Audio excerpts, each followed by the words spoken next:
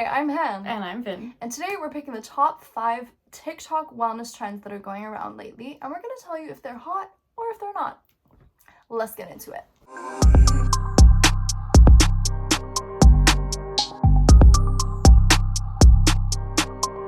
That's hot. Okay, so first up on our list, we have the infamous L-glutamine and L-carnitine combo. These are always touted as like the key to weight loss, the 2 supplements you just need in your day-to-day intake. So there's 2 parts to it. L-glutamine is supposed to really help with de-bloating. L-carnitine is a fat burner. L-glutamine did absolutely nothing for me. In fact, I feel like it made my bloating worse. So L-glutamine, for me, I have a really bad gut situation going on. Food goes right through me. But anyways, L-glutamine was actually one of the first things that got that in check for me.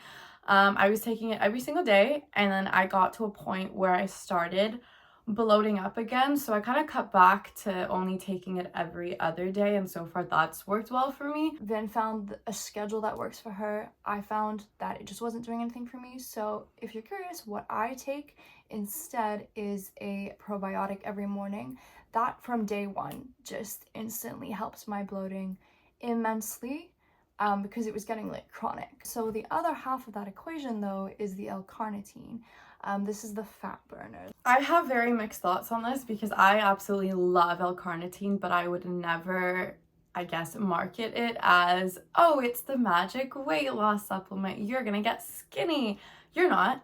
The L-carnitine that we take specifically does have caffeine in it. So I feel like for us, it's been a really good pre-workout more than anything and just a boost of energy. And it makes us work harder when we go to the gym, let's be frank. Oh, and it tastes really good. Oh my god, so many fun flavors. But I'm not going to tell you it's a magic pill. You still have to complement it with regular exercise, a balanced diet, all of that. But yeah, we have managed to, both of us, reduce our bloating especially significantly with those. However, it wasn't quite how TikTok marketed it. Exactly. Next up, we have 12-3-30. So for anyone who does not know what this is a treadmill-based workout. The idea is that you have your incline on level 12, your speed at level 3, and then you go for 30 minutes.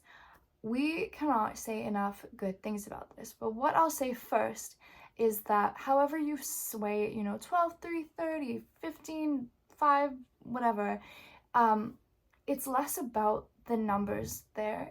And what it is about is putting you in a state of low intensity steady state cardio, or LISS. And basically this is just cardio that you can do for extended periods of time at a very steady pace, and incorporate it into your routine. So 12-3-30 I think has been a game changer when it comes to cardio. You can listen to a podcast, you can put your music in. It's really just a dedicated time of your day to just have for yourself. And I think that paired with the physical benefits, obviously walking is so beneficial for your mental health as well as your physical health. Aside from the calories and the keeping your muscles and all of that aside, it's just a great way to like start your day off, listen to some music, listen to a podcast. You don't have to incline at 12 right away. I remember when I first started doing 12-3-30, I went straight to the top and I was like, I physically cannot do this. And I've just slowly worked my way up, and I feel like it's just helped in other aspects when it comes to doing high intensity cardio like spin. Even if I don't do it for a few weeks and I go back for a class, I feel like I've improved so much just with this daily little low intensity walks that I do. You're not deteriorating your muscles, and it doesn't fatigue you, so you can do it daily. Spin, even lifts, certainly, like you can't do that every day. Your body needs rest in between walking. You can do daily, and if there's a day you just don't feel up to it as much, you lower the speed or lower the incline and you're good to go. Great for your mental health. So that is hot. 12-30 is hot. We like it. Next up, we have green powder. Your green juice, the ones that everyone goes in the morning. Sponsored by Bloom. For this, we're talking specifically about the marketing of greens powder as a debloat tool. Greens in general, I'm gonna say, obviously you need on a daily basis. If you're someone who is on the go a lot working, maybe you don't enjoy cooking and it's hard for you to get your fruits and veggies in. I think it's a great way to start your day. I think it's great for your gut. It's healthy overall. But as a debloater, it's going to do absolutely nothing for you. We've been taking it for well over maybe a year at this point. We've gone through boxes and boxes. It does not debloat you alone. I take it every day. I take it with my creatine, and I think the flavor is great. It tastes super yummy.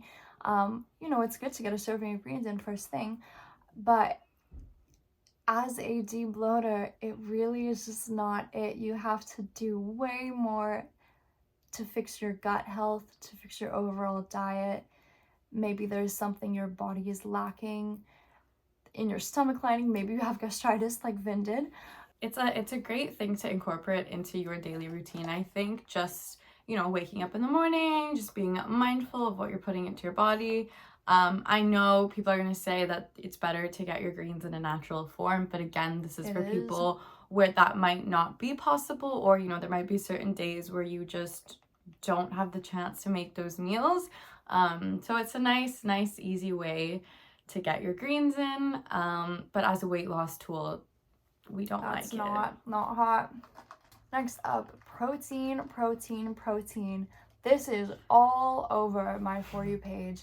High protein this, high protein meals, the best protein powders, Off the bat, hot. Most people in general are not getting enough protein in their diet. It's about the one macronutrient I would say it's almost impossible to have too much of. It's very hard to overdo it on the protein unless you're really, really, really trying. And if you're really, really trying, you already have protein on the mind. I know that when I used to make eggs for breakfast, I was like, oh, I'm loading up on protein. These 2 eggs that I'm eating, I'm good. Do you know how much protein is actually in eggs? Because it is not enough. The general rule for adults is to get between 0.8 to 1.2 grams of protein in per body pound. Wow, I didn't explain that very well. Okay, so if I weigh 120, I should probably be aiming for around 120 grams of protein every day. That is harder to do than you think. So all of these girls on TikTok showing creative and yummy ways to incorporate protein into your diet. Oh, could I maybe use Greek yogurt in this? Oh, I found a really fun protein powder flavor that I could try make into a fun shake. Did you know that bagels have 8 grams of protein in? I didn't. Little things. It keeps you full longer. It gives your muscles what they need. It's great for recovery, especially a lot of us are in the gym. If we're already on that side of health TikTok. Knowledge is power, especially when it comes to your food. It can be such a hard thing, especially there's labels everywhere and advice everywhere. But I think one thing we can all agree on, and I think we both agree with the TikTok trendy people, protein is hot. Okay, so next up, Han, do you like almond milk or oat milk? I like both. I like almond milk right now. You drink almond milk? What? Okay, so I don't know if you've seen it on your feed, but it's on mine for sure. I thought oat milk was good for you. Apparently it's not anymore. I thought almond milk was good for you. Apparently that's also horrible. You can't have actual dairy milk. That's really bad. Soy, oh my god, don't do that. So we just shouldn't drink milk at all, according to TikTok. So here's the thing with milk and label shaming. I feel like, especially now with all these dairy alternatives that we have, which is fantastic, it comes with a lot of stigma as well for people who still might enjoy regular milk or even almond milk, because apparently we're now doing oat milk only or cashew milk. So there's a lot of milk. But when it comes to it, I feel like the most important thing is remembering what works for you. There are certain times where oat milk just gives me really bad bloating and my stomach, I just can't digest it properly. Almond milk, on the other hand, is a lot more gentle on my stomach. Regular milk, I am lactose, so it doesn't really work for me. So again, when it comes to milk, don't follow the trends. I mean, it's great. Try your oat milk, try your almond milk, try it all, but it's not it's not always going to work for you, and that's okay. It's very easy to make blanket statements. The reason is those are divisive because they're not going to apply to everyone. People are going to fight in the comments. That's going to boost engagement. So you have to keep in mind there's tactics people are using, marketing tactics, that can make you feel like what you're saying is truth, and it's not necessarily. Blanket statements are never going to be accurate to everyone because there just simply isn't a blanket statement that applies.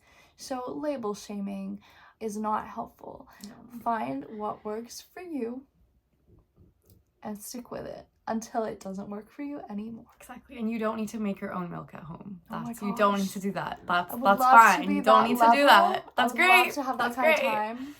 But You don't need to. no. So label shaming, we're gonna say not hot. Not hot. That's it from us for today. Hope you enjoyed Hot or Not. Let us know what else we should review next. Yeah, or if you guys have any other trends that you've been hearing about, put it down in the comments and let us know if it's hot or not. Yeah, we have a lot to say, and of course, if you'd like to hear more of what we have to say, check out the Hot to Hotter podcast on Spotify, Apple Music, just about anywhere you get your podcasts, and we will be over on Instagram and TikTok in the meantime. Have a good one! Bye!